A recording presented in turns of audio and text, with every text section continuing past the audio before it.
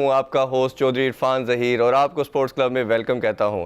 नाज़रीन, इस वीक की सबसे बड़ी अपडेट ये थी कि पाकिस्तान ने साउथ अफ्रीका को अपने कराची टेस्ट के अंदर विक्ट्री दिलाई और इसकी सबसे नुमाया जो परफॉर्मेंस रही वो फवाद आलम की रही।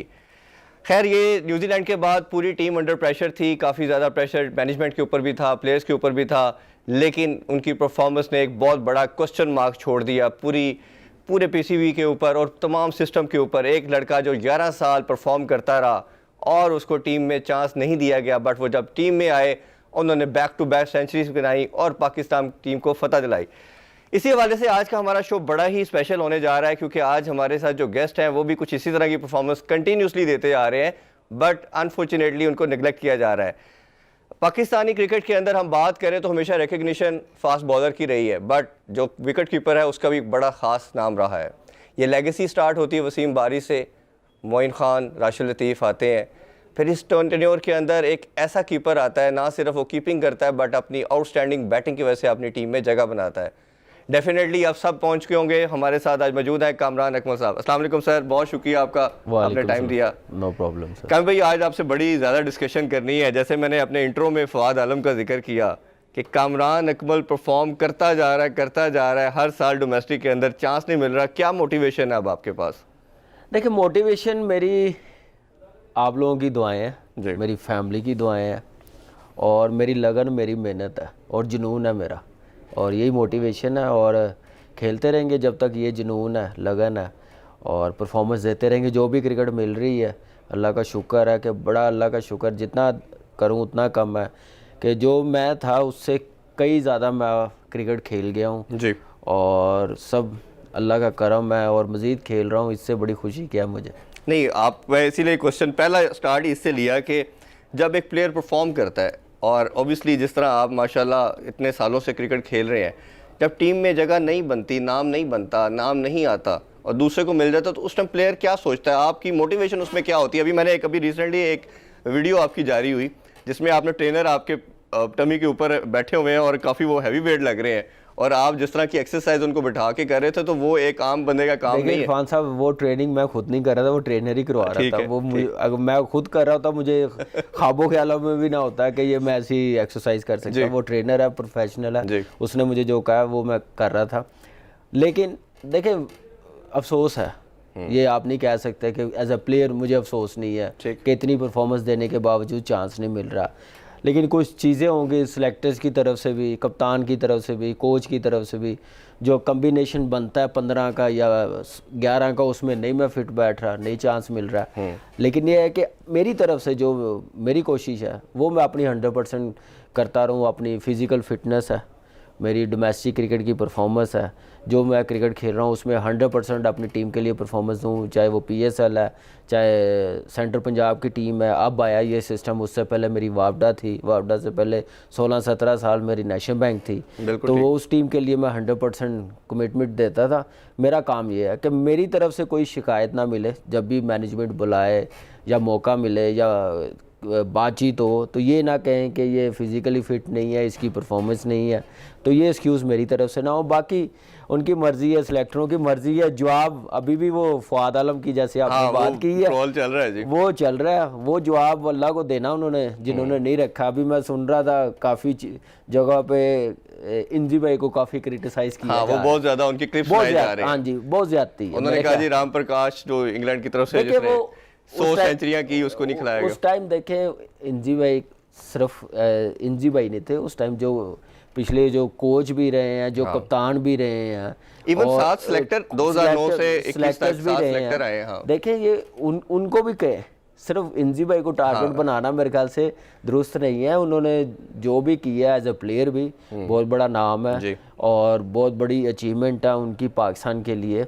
और बड़ी परफॉर्मेंस है उनका, दुनिया में नाम है। लेकिन वो कभी मैं ये नहीं सोच सकता, क्योंकि मैं उनके अंडर खुद खेल के आया हूँ एज ए कप्तान उनके साथ मैं तो 7-8 साल खेला जी ऐसे ही। लेकिन एज ए कप्तान जो वो टीम को लेके चले हैं, लड़कों को लेके चले हैं, बड़ा ज़बरदस्त लेके चले हैं, टीम बना के दी उन्होंने। ठीक बात। लेकिन अनफॉर्चुनेटली उसके बाद जो कोचेज आए हैं या कुछ कप्तान आए 1-2 पाकिस्तान के, उन्होंने इतने एक्सपेरिमेंट किए कि पाकिस्तान का लेवल कितना नीचे चला गया, आपको ही पता है कि कितना स्टैंडर्ड नीचे चला गया। ये सारी बातें करने से पहले थोड़ा सा मैं बात करना चाहूँगा आपके अर्ली डेज़ के हवाले से कि आप माशाल्लाह 3 भाई इंटरनेशनल क्रिकेट, 7 भाई हैं माशाल्लाह आप, और जिसमें से 3 इंटरनेशनल खेले।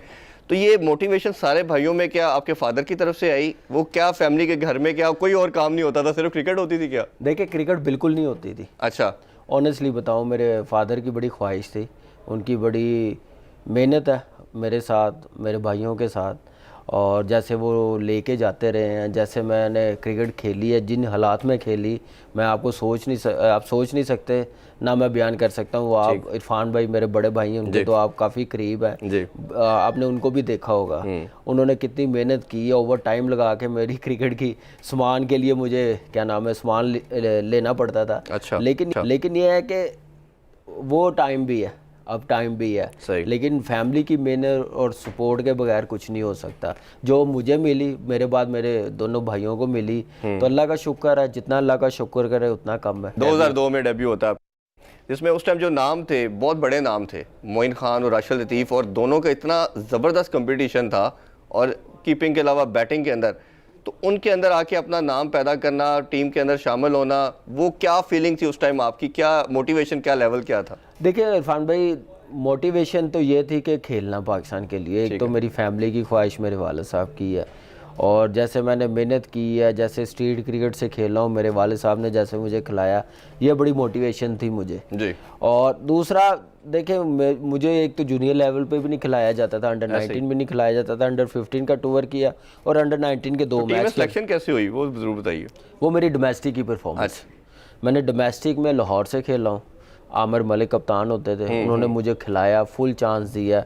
आमिर हयात रोकड़ी साहब होते थे प्रेसिडेंट, उन्होंने बुला के मुझे खिलाया कि 2 टीमें होती थी, एक टीम में तुमने खेलना, सारे मैच खेलने हैं, परफॉर्मेंस करना तुम्हारा काम है। जब इतना कॉन्फिडेंस अंडर 15 खेल के आओ, 16-17 साल का लड़का हो तो मिल जाए, तो वो लड़का कैसे नहीं परफॉर्म करेगा जब 10 के 10 मैच मिलेंगे। सही। वो चीज़ मेरे लिए बड़ी मोटिवेशन थी। और जैसे आमिर मलिक थे, लेके चला, वो प्रैक्टिस भी मुझे इतनी करवाते थे अर्ली, जब मैंने स्टार्ट की थी डोमेस्टिक क्रिकेट में, वहाँ से मौका मिला, मुझे खिलाया। फिर नेशनल बैंक ने मुझे खिलाया, इकबाल कासिम साहब हमारे स्पोर्ट्स हेड होते थे, नेशनल बैंक में मैं चला गया, वहाँ पे अफजाल भट्ट, डॉक्टर जमील जो मेरे कोच भी हैं, उन्होंने खिलाया। लेकिन जो मेरी जहाँ से क्रिकेट स्टार्ट हुई है वो है क्लब क्रिकेट, जहाँ से मैंने सीखी है, जहाँ से मैंने प्रोफेशनली स्टार्ट की है क्रिकेट, वो मेरी क्लब क्रिकेट है। उसका स्टैंडर्ड इतना हाई होता था, मैचेस होते थे, और इतना कंपटीशन होता था, और इतने वीक के कुछ 4-4, 5-5 मैच होते थे क्लब क्रिकेट के, टूर्नामेंट के इतने मैचेस होते थे, जो आजकल पिछले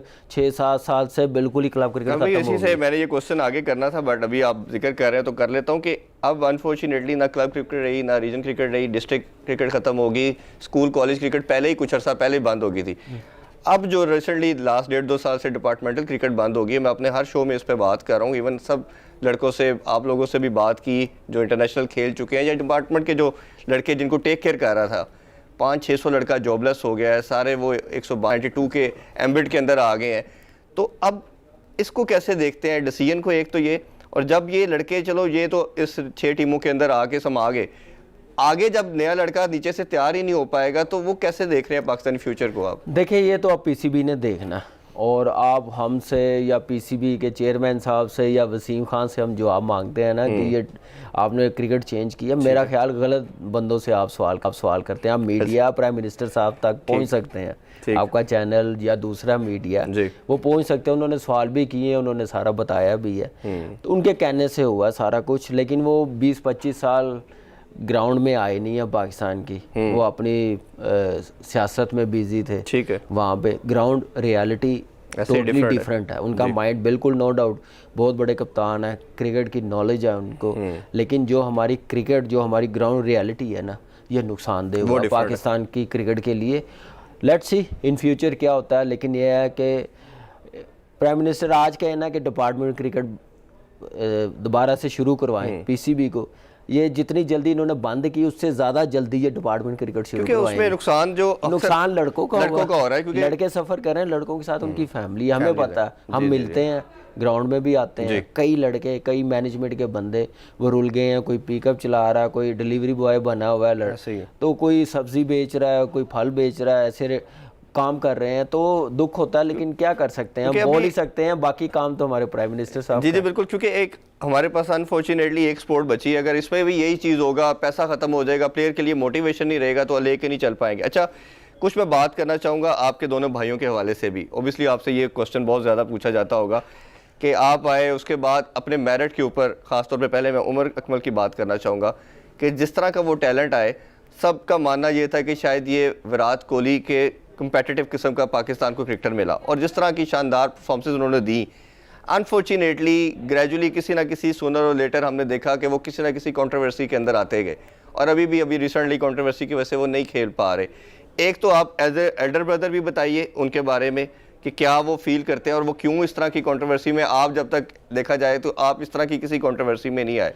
और दूसरा, अपने अदनान के वाले से मैं पूछना चाहूँगा कि बड़ा ज़बरदस्त किस्म का एक हमें टेस्ट के अंदर कीपर मिला जो परफॉर्म भी कर रहा था, बट इंजरी के बायस वो बाहर होते हैं, फिर दोबारा उनको चांस नहीं दिया गया, तो दोनों का ज़रा बताइए। देखिए इरफान भाई, उम्र के मुतालिक मैं जितना भी कन्विंस कर लूँ आप मानेंगे नहीं, क्योंकि हम मानने के लिए तैयार हैं, हमने बुलाए इसीलिए। देखिए आज बैठने का मकसद भी उसके मुतालिक जो एक रेपुटेशन बन गई हुई है ना पिछले 5-6 साल से, जो बंदों ने रेपुटेशन बना दी है, वो चेंज करना बड़ा मुश्किल है, लेकिन वो फोकस क्रिकेट की तरफ है। जो भी है, गलती की उसने, अभी जो सज़ा मिली हुई है उसको, गलती के मुताबिक सज़ा बहुत ज़्यादा है। जो रिसेंटली उससे पहले जिनको मिली हुई है, मोहम्मद इरफान को हुआ था, मैं नाम नहीं लेना चाहता, वो लेना भी नहीं चाहिए अभी, लेकिन ये है कि उनको क्या प्रेसिडेंट है ना, एक बंदे के साथ कुछ ट्रीट किया गया, दूसरे के साथ वही मैं कहना चाह रहा हूँ ना। तो क्रिकेट के साथ, उमर के साथ भी ऐसा ही बिहेवियर था मैनेजमेंट का,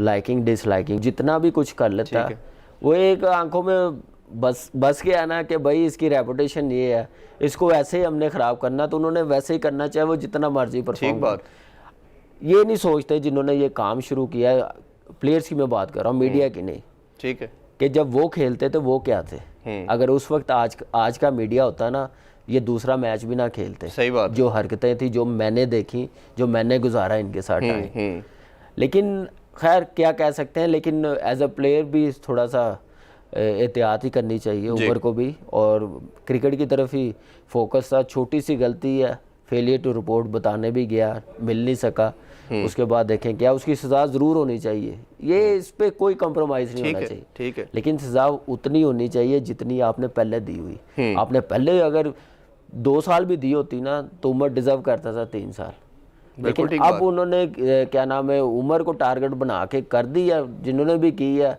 वो तो की तो पीसीबी ने, एंटी करप्शन नहीं है, लेकिन खैर अभी फैसला आना है। हाँ, उनका फैसला आने वाला है, हम दुआ करे वो जल्द से जल्द, मेरी तो दुआ है, वो भी खुद इतनी मेहनत कर रहा है, जल्द से जल्द फील्ड में आए, अपनी क्रिकेट की तरफ फोकस है उसका, अभी भी जितने 10 महीने हो गए ऑलमोस्ट, वो क्रिकेट की तरफ ही फोकस है, अपनी ट्रेनिंग कर रहा है। तो लेट्स सी, जब बैन उतरेगा तो इंशाल्लाह आप देखेंगे जो सबकी शिकायतें वो ख़त्म हो जाएंगी। बिल्कुल ठीक। और अदनान की जहाँ तक बात है, वही इंजरी की वजह से वो बाहर हुआ है, उसके बाद जगह नहीं मिल सकी, सरफराज ने बड़ा आउटस्टैंडिंग परफॉर्म किया, उसके बाद कप्तान बन गया, बिल्कुल ही साइड लाइन कर दिया। ये हमारा कल्चर है, हमारा कोई प्लेयर अनफिट हो जाए, उसकी जगह कोई दूसरा आ जाए ना, तो वो फिर लाइन से बाहर हो जाता है। तो ये मेरे ख्याल से किसी भी प्लेयर्स के लिए ठीक नहीं है, और दुनिया में ऐसी मिसालें हमने देखी हैं जो उनका प्लेयर्स अनफिट हुआ है, वापस आया, रिकी पॉन्टिंग टेस्ट मैच से बाहर हुआ, ब्रैड हॉज बैट्समैन था, 200 किया उसने टेस्ट मैच में साउथ अफ्रीका, ऐसे ही बिल्कुल सही बात, तो आके पॉन्टिंग ही खेला। शुक्र है वो ब्रैड हॉज ने पाकिस्तान की टीम की तरफ से नहीं किया, नहीं तो मेरे ख्याल से यहाँ पे बाबर को भी कह देना था बाय बाय, हफीज को भी कह देना था, उस वक्त वो यूनुस खान को भी कह देना था बाय बाय, उसने 200 कर दिया। अभी देखिए पेन उनका कैप्टन है, बट वेड उनका पुराना कीपर था, तो उसको वो साथ कैरी कर रहे हैं, कभी भी पेन 7-8 साल के बाद कम बैक हुआ उसका, लेकिन वो अपने प्लेयर्स को लेके आते हैं। लेकिन वेड का मैं बता रहा हूँ कि मैथ्यू वेड उनके साथ कंटिन्यूसली टीम के साथ है, ये नहीं उन्होंने कर दिया कि एक कीपर को खिलाया तो दूसरे को उन्होंने बिल्कुल साइडलाइन कर दिया। अब आपको पता है कि जब वो टीम में आया तो उसकी एवरेज 22-23 की थी टेस्ट मैच में, तो अब टीम में एज अ बैट्समैन खेल रहा है, ऐसा ही क्योंकि उसने डोमेस्टिक में परफॉर्म किया। उन्होंने क्या नहीं, इसने परफॉर्म किया और टीम से बाहर रहा 2 साल, पहले रेगुलर कीपर था, अब इसको एज अ बैट्समैन खिलाएंगे। उसने एज अ बैट्समैन ऐसे में आप देखे 200 कर। मैं इसी तरफ आने लगा था कि हमारा जो प्लानिंग के साथ चलते हैं, हमारी प्लानिंग का थोड़ा सा फतूर है, हमारे में ईगो बहुत है, ईगो थोड़ी साइड पे करनी पड़ेगी। अच्छा, हमारा क्राइटेरिया ऑब्वियसली हमने एक रखा हुआ टीम के सिलेक्शन का कि आपकी कायदम ट्रॉफी है या डोमेस्टिक स्ट्रक्चर है। अनफॉर्चुनेटली हमारी जो सिलेक्शन का क्राइटेरिया बन गया वो PSL बन गया, या अभी तो 1-2 सिलेक्शन हमने जो T20 कप हुआ नेशनल, उसकी बेस के ऊपर सिलेक्शन हुआ है। तो इसको कैसे देखते हैं कि हमने जब अपने लड़कों को रिस्पेक्ट दी, जैसे हमने शुरू में बात की कि फ़वाद आलम ने परफॉर्म किया या नुमान अली ने अभी परफॉर्म किया, उसने टीम को मैच जिता दिया, तो क्राइटेरिया क्या होना चाहिए एज ए प्लेयर, आप क्या देखते हैं? और ये कितना नुकसानदेह है पाकिस्तान क्रिकेट को कि अगर आप 1-2 परफॉर्मेंस की बेस के ऊपर, चाहे वो T20 कप के अंदर हो या ये PSL के अंदर हो, टीम में डक कर देना लड़के को? देखिए, नुकसानदेह तो काफ़ी है, 5 साल से यही काम होता जा रहा है और लाइकिंग डिसलाइकिंग पे एक तो टीमें बन रही है। और अभी भी आप देखें कि जीत किन्होंने पाकिस्तान को दी है। एक 11 साल डोमेस्टिक 12 साल खेलता रहा नुमान अली, सही, वो आया। एक 11 साल 10 साल टीम से बाहर रहा और डोमेस्टिक खेलता रहा, ठीक बात, जितवाया उन्होंने जी। तो PSL के जितने बच्चे 1-2 परफॉर्मेंस से लेके आए हैं, उन्होंने क्या जितवाया हमें? सही बात है। उन लड़कों का भी नुकसान किया, पाकिस्तान की क्रिकेट का भी नुकसान हुआ। असल तो पाकिस्तान इसके जिम्मेदार कोच और कप्तान है, जिन्होंने ये पिछले 5-6 साल टीम बना के रखी हुई थी। कोई कप्तान 8वें नंबर पर टीम छोड़ के चला गया, कोई कप्तान सिर्फ टॉस करने के लिए चंज जंजर मंगन से रखा हुआ ऐसी। तो ये नुकसान हुआ पाकिस्तान टीम को। अब लेट्स सी नया कप्तान है क्या करता है, उसकी प्लानिंग क्या है। आप काफ़ी कैप्टन के अंडर खेले, एक तो ये बताइए कि किसकी कैप्टनसी आपको सबसे अच्छी लगी? अफरीदी के साथ खेले आप, यूनुस और इंजमाम, काफ़ी ज़्यादा नाम है। एक तो ये बताइए किसकी कैप्टनसी आपको सबसे बेहतर लगी, और दूसरा अब करंटली बाबर को हमारे तमाम आपके कज़न भी हैं, तो उसको आप कैसे देखते हैं? एज ए प्लेयर कैसा देखते हैं और एज ए कैप्टन कैसा देखते हैं? लेकिन पहले अपना ये बताइए कि सबसे बेहतर कौन सा लगा? देखिए, सबसे बेहतर नो डाउट इंजी भाई, ठीक, और बड़े कमाल के प्लेयर्स भी थे, मैच विनर प्लेयर्स थे, खुद की परफॉर्मेंस आउटस्टैंडिंग होती थी और लड़कों से भी यही डिमांड होती थी उनकी। हम बड़े लकी हैं उनके दौर में खेलने हैं और ऐसे प्लेयरों के साथ हम लोगों ने टाइम और ड्रेसिंग रूम शेयर किया है और सीखा भी बहुत कुछ है, और टीम की फतवात भी बहुत ज़्यादा रही है उनके टेन्योर में। यूनुस भाई थोड़े एग्रेसिव थे, हाँ, ठीक ठाक एग्रेसिव थे। हम वर्ल्ड कप भी जीते हैं T20 का, लेकिन उसके बाद वो कंटिन्यू नहीं कर सके। मसला उनका थोड़ा सा आपको पता है कि ग्राउंड में एटीट्यूड वो और क्या एग्रेसिव इतना हो जाते हैं, नाराज भी जल्दी हो जाते थे। बस ऐसे ही है। लेकिन ये है कि हर कप्तान अपने अपने टाइम पे ठीक रहा, उनकी अपनी अपनी प्लानिंग ठीक रही। जो लंबा रहा वो मेरे ख्याल से इंजी भाई रहे हैं। और आपको सबसे अच्छा उनके साथ लगा? टाइम गुजारा मैंने उनके साथ, ड्रेसिंग रूम शेयर किया और बड़ी बड़ी सीरीज हम लोगों ने जीती उनके अंडर। और सिर्फ इंजी भाई नहीं, बॉब को बड़ा क्रेडिट जाता था, हमारे कोच थे। देखिए, ये खाली कप्तान टीम नहीं जितवा सकता या खाली कप्तान टीम नहीं बना सकता। वो इमरान भाई थे जो 92 में जिस टीम के साथ गए थे वो वर्ल्ड कप जीत के आ गए हैं। बिल्कुल ठीक। तो ये चीज़ देखनी पड़ेगी कि टीम बनाई, जीते कहाँ किस किस से जीते हैं और कोच की प्लानिंग क्या थी वो साफ नज़र आएगी आपको। 2003 से लेके 2007 तक आपको पता चल जाएगा कि कितनी विक्ट्रीज़ है, क्या अचीवमेंट है, कितने लड़के आए हैं, कितनी चेंजिंग हुई है, कितने एक्सपेरिमेंट हुए हैं, उस टेन्योर में पता चल जाएगा। बिल्कुल ठीक जी। कामरान अकमल से गुफ्तगू जारी है, बट अभी प्रोग्राम में ब्रेक का टाइम हुआ है। ब्रेक से वापस आके हम इनसे बात करेंगे बाबर आजम की कैप्टनसी के हवाले से। काइंडली स्टे विद अस।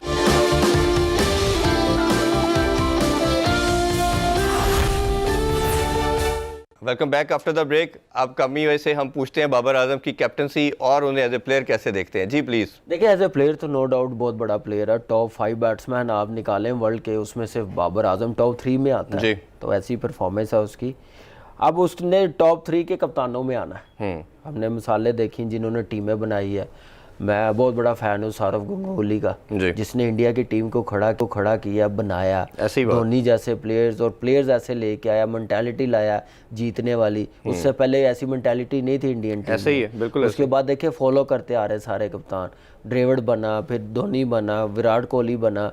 वो मेंटालिटी बढ़ती जा रही है, कम नहीं होती जा रही। हमारे अनफॉर्चुनेटली मेंटालिटी बनाई इमरान भाई ने, चलती गई, इंजी भाई तक बनती रही, उसके बाद फिर वो मेंटालिटी नहीं आई। वो मेंटालिटी अब कप्तानों की आई कि जैसे मैंने जिक्र किया, टॉस करने के लिए रखा, कोच जो के वो कर लेना, जो सिलेक्टर्स के वो कर लेना। अब बाबर आजम ऐसा प्लेयर है, टॉप 3 में आता है कि अब उसने इस वक्त टीम बनानी है पाकिस्तान की। जो हम आज से 8-10 साल पहले टीम की रेपुटेशन होती थी या उससे पहले होती थी, वो दोबारा कैसे लेके आनी है। हम 8वें-9वें नंबर की टीम से जीतते हैं, कितने अरसे बाद हम लोग किसी अच्छी टीम से टेस्ट मैच जीते। जी बिल्कुल ऐसे ही। अगर ये यूएई में होते या इनकी पुरानी टीम होती तो मेरे ख्याल से ये जैसी हमारी क्रिकेट का लेवल नीचे गया हुआ है ना, वो हंस के जीत के चले जाते। इस टीम में डिविलियर्स होता, हाशिम आमला होता, या जैक कैलिस होता, डेल स्टेन होता बॉलर, तो मेरे ख्याल से उन्होंने हंस के टीम। बल्कि 2007 में जब उन्होंने कराची में टेस्ट जीता था तो हमारी बड़ी अच्छी टीम थी वो, लेकिन हाँ उस वक्त कितनी ज़बरदस्त टीम थी। जी जी। लेकिन उस वक्त भी आप देखेंगे हमारी टीम में कितनी चेंजिंग थी। यूसुफ भाई नहीं थे, इंजी भाई नहीं खेले थे टेस्ट मैच, वर्ल्ड कप के बाद वो रिटायरमेंट ले गए हुए थे, आखिरी टेस्ट मैच लाहौर में खेले थे। तो ये चीज़ें थी। लेकिन इस वक्त बाबर के ज़िम्मे बड़ी चीज़ें हैं, फ्री हैंड मिला हुआ मैनेजमेंट की। मेरा क्वेश्चन ये था कि बाबर को तो आप एज ए फैमिली मेंबर भी जानते हैं, तो उसको आप कैसे देखते हैं कि क्या वो टॉस वाला कैप्टन होगा या वो लर्निंग कैप्टन बनेगा और बड़ा वो अग्रेसिवली सारी चीजें खुद से लेके चलेगा? देखिए अब उसने देख ली है, 3-4 कप्तानों के अंडर खेल गया वो, कि अब टीम को ज़रूरत क्या है कि या मैंने टॉस करने के लिए बनना है कप्तान या टीम बनानी पाकिस्तान की, या मैंने ग्रेट कप्तानों में आना, जैसे धोनी है, गंगोली है, इंजी भाई है, या इमरान भाई है जी, या पॉन्टिंग है, फ्लेमिंग है, कैसे कप्तान बना। न्यूजीलैंड की टीम आज देख ले कहाँ पे चली गई है। ठीक बात। फ्लेमिंग की कप्तानी में बनना शुरू हुई है, कप्तानी उसने डिसीजन लिए, तो ऐसे डिसीजन अब बाबर को लेने पड़ेंगे। देखिए फैमिली रिलेशन बाद में, अब वो पाकिस्तान का कप्तान है, अब उसने पाकिस्तान की टीम को देखना, पाकिस्तान की क्रिकेट को लीड करना, वो उसकी अब जिम्मेदारी है। कि परफॉर्मेंस पे तो कोई डाउट नहीं है, ग्रेट प्लेयर में तो कोई डाउट नहीं है, ऐसे ही अब उसने बनना है ग्रेट कप्तान। वो कैसे बनना है? अचीवमेंट आएगी, टीम जीतेगी, परफॉर्मेंस लड़कों से लेनी पड़ेगी, डिजर्विंग लड़कों को खिलाना पड़ेगा, फिर जाकर टीम जीतेगी। अच्छा, ये फैसले कप्तान के बड़े होते हैं। बिल्कुल ठीक। अच्छा, उसमें एक चीज़ जो मैं अक्सर जितने प्लेयर्स आते हैं उनसे इंटरव्यू में पूछता हूँ कि हमारी जो क्रिकेट थी वो पूरी दुनिया से कैचअप कर रही थी 2010 या 11 के वर्ल्ड कप तक। 11 के वर्ल्ड कप के बाद क्या देखा कि दुनिया का पेस क्रिकेट का बिल्कुल ऑल टुगेदर चेंज हो गया। ओडीआई की बात करें तो सब ने 300 350 तो ईजिली उन्होंने करना शुरू कर दिया। हमारा जो स्टेट ऑफ माइंड रहा, अप्रोच रही क्रिकेटर्स की, वो यही रहा कि मैक्सिमम 250 260 किया और एक आधे प्लेयर ने स्कोर किया। अगर उमर अकमल चल जाता है या कोई और शायद अफरीदी चल जाता है, क्योंकि 2 ही प्लेयर रह गए थे हमारे पास। अहमद शहजाद था, लेकिन अहमद शहजाद का सॉरी वो स्ट्राइक रेट थोड़ा सा कम था। नहीं, जो भी था, लेकिन स्ट्राइक रेट की बात कर रहा हूँ, जिनका तेज स्ट्राइक रेट था। इरफान साहब मैं आपको बताऊं, उस वक्त इतना इसलिए ठीक होता था, हमारे पास टॉप क्वालिटी बॉलिंग थी। शुएब अख्तर जैसे बॉलर थे, उमर गुल जैसे। नहीं, मैं वही उसी तरफ आने लगा हूं कि स्पिनर हमारे पास, मैं आपको बताता हूं ना, आपको सईद अजमल वगैरह थे। सईद अजमल था, हफीज खुद बॉलिंग करता था, शायद अफरीदी ऑलराउंडर था, अब्दुल रज़ाक था। लेकिन उसका नुकसान क्या हुआ कि हमारी ब्रांड ऑफ क्रिकेट का मोड चेंज हो गया। जितने भी आपके जो लड़के उसके बाद भी इवन आते रहे, उन्होंने एक स्पेसिफिक स्टाइल के साथ क्रिकेट खेली और हम एक बाकी जो क्रिकेट है उससे थोड़ा सा पीछे रह गए। हम पर्टिकुलरली ओडीआई की बात कर लेते, यूएई कंडीशन के अंदर तो हम चले खेलते थे, जीत जाते थे। हमारे स्पिनर जैसे आपने नाम लिए बड़े आउटस्टैंडिंग थे। तो इसका क्या सिस्टम रिस्पॉन्सिबल है या उस टाइम का कैप्टन रिस्पॉन्सिबल है या मैनेजमेंट वो रिस्पॉन्सिबल है? देखिए एक ब्रांड ऑफ क्रिकेट ही हमने चेंज कर दी और ग्रूम भी नहीं किया। देखिए उसमें कोचेज आते हैं सबसे पहले, फिर कप्तान आते हैं जो कप्तान बने हैं, और फिर पॉलिसी आप देखें, प्रोसेस उन्होंने T20 से करना शुरू कर दिया सिलेक्शन का।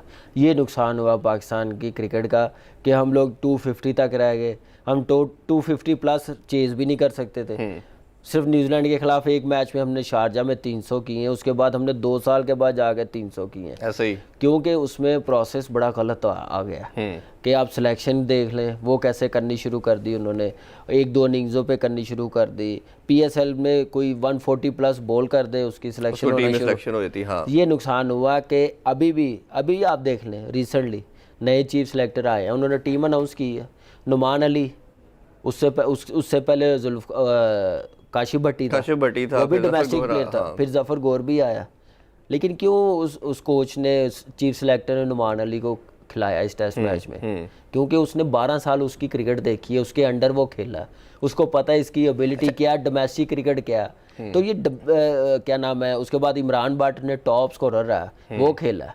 तो मैचेस उन्होंने जितवाए हैं जो प्रेशर हैंडल करते आ रहे हैं और रेड बॉल क्रिकेट को लंबा अरसा खेलते आ रहे हैं। सिलेक्शन पॉलिसी ये होती है, आप 2 से 3 सीज़न खिलाएं रेड बॉल से, फिर जाके सिलेक्शन करेंगे तो बेहतर रिजल्ट मिलेंगे, जैसे इस टेस्ट मैच में मिलेंगे। बिल्कुल ठीक। अच्छा कामिल भाई, एक और चीज़ बड़ी इंपॉर्टेंट देखने की है कि हमारा जो स्ट्रक्चर है उसके अंदर हमने, जैसे इंडियन की अभी आपने एग्जांपल दी कि टीम गिरती है, हारती है, और उसके बाद आपके मेन प्लेयर चले जाते हैं और नए लड़के आके परफॉर्म कर देते हैं। एक का तो काफ़ी हद तक आपने आंस कर दिया कि हमारा ये जो आप यंगस्टर को चांस देंगे और वो परफॉर्म करेंगे। दूसरा, ये स्टेट ऑफ माइंड की मैं बात मैनेजमेंट के पॉइंट ऑफ व्यू से करना चाहूँगा कि एक जो लड़का नया टीम में आता है, हमारे सिस्टम में कोचेस का इस लेवल पे क्या रोल रह जाता है? क्योंकि कोच ने तो सिर्फ जब लड़का परफॉर्म नहीं कर रहा या यंगस्टर ऐड हुआ टीम के अंदर, उसको उठाना है। मेरा नहीं ख्याल कि इससे ज़्यादा कोचिंग का इस लेवल पे रोल होता है कि आप उसे गेम प्लान दें। एक तो हमारी पाकिस्तान की जो, क्योंकि आप मिसबा के साथ बहुत टाइम गुजारा है आपने, वकार यूनुस को आप बड़े लंबे टाइम से जानते हैं, एक तो इनको कैसे देखते हैं, और दूसरा मिसबा से जैसे ये चीज़ भी आप ग्रेजुअली उनसे हर चीज़ लेते चले जा रहे हैं। पहले चीफ सेलेक्टर का ओहदा लिया, फिर उसके आप इसका भी ज़रूर बताइएगा, फिर अब बैटिंग कोच ले लिया गया, अब वो टीम भी अनाउंस नहीं कर सकते, बाबर को ये अथॉरिटी दे दी गई है। तो ये इसको सारे को कैसे देखते हैं आप? देखें, उनकी, आपने जैसे इंडिया की बात की है, वो प्रॉपर एक सिस्टम के साथ आए हैं, और वाशिंगटन सिर्फ वाहिद प्लेयर था 30 लड़कों में जो 3 साल से रेड बॉल क्रिकेट ही खेला। मेरी बात हो रही थी आकाश चोपड़ा से, सारा वो सिर्फ नेट बॉलर, नटरंजन को भी वो एज ए नेट बॉलर लेके गए हैं, शार्दुल ठाकुर को भी नेट बॉलर लेके गए हैं, और मोहम्मद सिराज को भी, कि वहाँ पे अलाउ नहीं है कि बाहर से आके कोई लड़का नेट पे बॉलिंग कर सके, प्रैक्टिस करा सके। तो हिसाब लगा लें कि वो प्लेयर्स डोमेस्टिक में खेलते हुए आ रहे हैं, एक सिस्टम के साथ आ रहे हैं जो प्रेशर हैंडल कर सके हैं। और हम लोगों ने सिलेक्शन जैसे मैंने की है T20 से, उसका नुकसान हुआ। हमें डोमेस्टिक क्रिकेट से प्लेयर मिलेंगे, प्लेयर टेम्परामेंट वाले, टेक्निक वाले, रन्स करने वाले, मेंटली स्ट्रॉन्ग। वो डोमेस्टिक क्रिकेट जो 2-3 साल खेलेंगे ना, वो वैसे ही मिलेंगे, और वही प्रोसेस रखना पड़ेगा। उसके बाद मिसबा की आपने जैसे बात की कि पहले चीफ सिलेक्टर थे, मेरे ख्याल से वो एक्सपेरिमेंट बैकफायर हो गया, PCB ने बनाया। मिसबा ने खुद तो नहीं कहा होगा कि मुझे चीफ सिलेक्टर भी बनाए, बैटिंग कोच भी बनाए, हेड कोच भी बनाए, वो बड़ों ने कहा होगा तो वो बनाना, ऑफर की होगी तो उसने एक्सेप्ट की होगी। अब उन्होंने कोई ऑफर एक्सेप्ट कर दे तो रिजेक्ट कोई नहीं करता तो वो मिसबा ने, वो अब उन्होंने ले लिया। इससे पहले भी हम लोग भी हर कप्तान के अंडर खेले हैं, कप्तान ही 11 बनाता था, ठीक है, मशवरा करता था सिर्फ कोच के साथ। सिर्फ अफसोस ये है कि ऐसी बात मीडिया पे करने की ज़रूरत क्या है? अच्छा। या PCB को पता नहीं है? नहीं, उसमें कुछ मेरे प्लेयर से या कुछ काफ़ी मैंने लोगों से बात की कि क्योंकि शायद अभी जैसे शादाब कैप्टन था T20 में, फिर रिजवान को चांस दिया गया, तो वो कह रहे कि कैप्टन को सेटल नहीं हो पा रहा था, अथॉरिटी सारी इन्होंने अपने पास रखी हुई थी दोनों कोचेज़ ने, और जब ये क्रिकेट कमेटी के आगे सब पेश भी हुए, किसको कहा जी, किसने कहा ये? बस वो आपको बता दूंगा मैं किसने कहा, लेकिन बताने का मकसद ये है कि जब ये क्रिकेट कमेटी के आगे पेश हुए तो सब ने अपने रिस्पॉन्स में यही दिया कि सिलेक्शन नहीं होती, और बाबर ने भी यही उनको चीज़ कही कि ये अथॉरिटी मेरे पास हो ताकि मैं लड़कों को, फिर मैं रिस्पॉन्सिबल हूँगा, फिर मैं अकाउंटेबल हूँगा। तो क्या कोच से ये चीज़ें लेना ठीक था या अनाउंस करना गलत था? अनाउंस करना गलत था मेरे ख्याल से। कोच की रिस्पेक्ट है, इज्जत है, कोई भी कोच हो, ठीक है। इससे पहले भी हम लोग बड़े बड़े कोचों के अंडर खेलने हैं, कप्तानों के अंडर खेलने हैं, कप्तान ही 11 लिखते थे, उस वक्त कोई भी नहीं बात करता। इसी के साथ सेकंड कनेक्टेड क्वेश्चन ये है कि पहले होता था कि आपकी प्लेयर जो टीम बनती थी 1 या 2 दिन पहले अनाउंस कर दिया जाता था। अब जब से ये करंट मैनेजमेंट आई है, ये अनाउंस सुबह करती है 1 घंटा पहले या आधा घंटा पहले।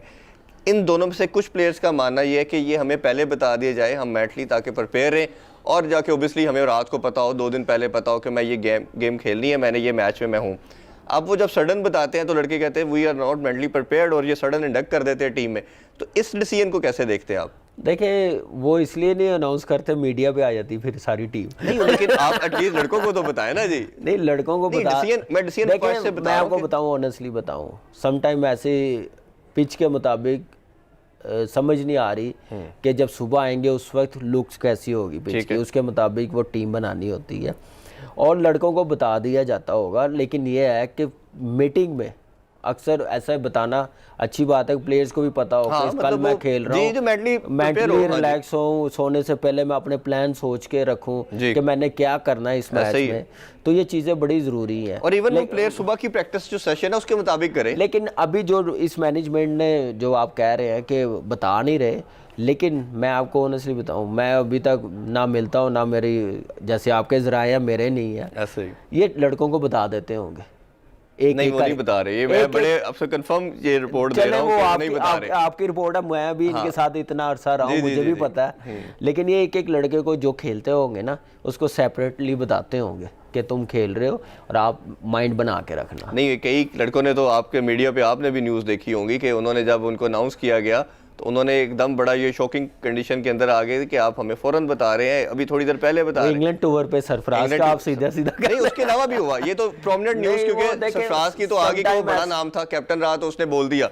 जूनियर लड़के तो बेचारे वो बोलते ही नहीं है, ना उनके अंदर इतनी जुर्रत है। नहीं, वो सडनली कोई ऐसा एक आध डिसीजन हो जाता है, लेकिन मोस्टली बताया जाता है। अच्छा कमी, एक और चीज़ बड़ी इंपॉर्टेंट ये है कि आपका जो एरा था, बल्कि आपका एरा तो अभी भी मैं कहूँगा है कि सुपरस्टार बड़े आते थे, मतलब इंजमाम थे, वसीम अकरम, वकास, यूनुस, शुएब अख्तर, आप, फिर यूनुस खान, मतलब जो भी आता था वो, अब्दुल रज़ाक, ऐसे नाम थे, मोहम्मद हफीज़, ये सारे ऐसे नाम थे कि अपनी रिकग्निशन बनाते थे और जब खेलते थे तो टीम को मैच जिता के जाते थे।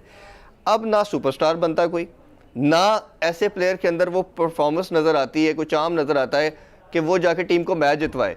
तो ये दोनों चीज़ों के फुकदान की असल रीज़न क्या लगती है आपको? देखिए, रीज़न कॉन्फिडेंस और मैच विनिंग परफॉर्मेंस, और सिक्योरिटी नहीं है लड़कों को कि हम आज का मैच खेल रहे हैं, अगला नहीं किया खेलेंगे या नहीं खेलेंगे। लेकिन मेरे ख्याल से इस मैनेजमेंट ने उल्टा किया, आप करें या ना करें आपको खेलेंगे। शान मसूद कितने मैचेस खेला, कोई 6-7 मैचेस के बाद जाके ड्रॉप हुआ।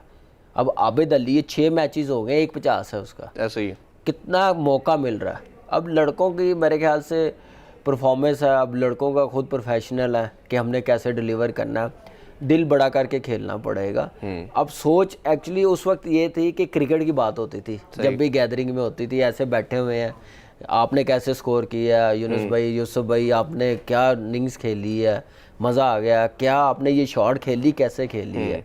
अब वो आजकल वो हफीज़ भाई मुझे बड़ी मजेदार बात बता रहे थे, आजकल वो बातें नहीं हो रही। हफीज़ भाई भी मुझे यही कह रहे थे कि हमारे पास जब पहले जब भी होता था तो हम क्या करते थे कि देखते थे एक मैच परफॉर्मर जिसने मैच जिताया, उससे सारे बैठते थे, उससे बात करते थे, फिर दूसरे दिन अब्दुल रज़ाक बन गया, कामरान अकमल बन गया, कहते अब हमारा ड्रेसिंग रूम में क्या बात हो रही है, तेरा योयो कितना आया है, तो बेंच प्रेस कितने लाए ने, वही मैं बात कर रहा था। वो टोटल स्टेट ऑफ माइंड ही लड़कों को, और लड़कों के अंदर मुझे नहीं समझ आ रही कि इतना बड़ा प्लेटफॉर्म पाकिस्तानी टीम का मिलता है तो उनके अंदर से वो अर्ज क्यों खत्म हो गई है कि हमने कुछ अपना नाम पैदा करना है। जैसे मैं आपकी 2 शानदार सेंचुरियों की बात करना चाहूँगा, वो ज्यादा होगी अगर ना की जाए।